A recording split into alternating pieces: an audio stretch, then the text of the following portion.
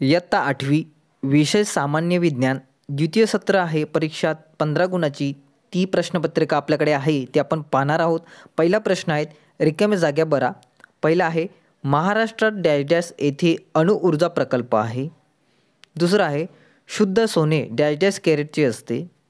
तिसरा आहे धातूंच्या आम्लाशी होणाऱ्या अभिक्रियेतून डॅश डॅश हा वायू बाहेर पडतो.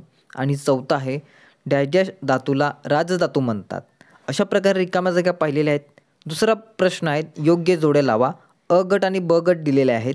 आपल्याकडे हे उत्तर आहेत आणि योग्य जोड्या जुळवायचे आहेत आपल्याला. पहिला आहे खनिज तेल. दुसरा आहे कार्बन सिंक.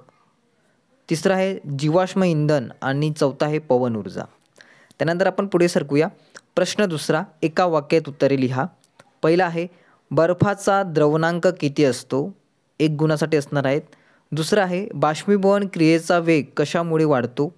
तिसरा आहे तन्यता म्हणजे काय? आणि ब प्रश्न आहेत चूक की बरोबर ते लिहा. जीवाश्म इंधनात हायड्रोकार्बनची संयुजे असतात. चूक की बरोबर आपल्याला लिहायचं आहेत. आणि दुसरा आहे विद्युत घंटित प्रवाह वारंवार खंडित होत नाही. आणि तिसरा प्रश्न आहे फरक स्पष्ट करा. धातू आणि अधातू किंवा उध्वपातन किंवा प्रभावी उध्वपातन 2 पैकी आपल्याला 1 लिहायचं आहे. तर अशा प्रकारे ही सरावासाठी प्रश्नपत्रिका होती. उत्तर आपल्याला पाहायची आहेत.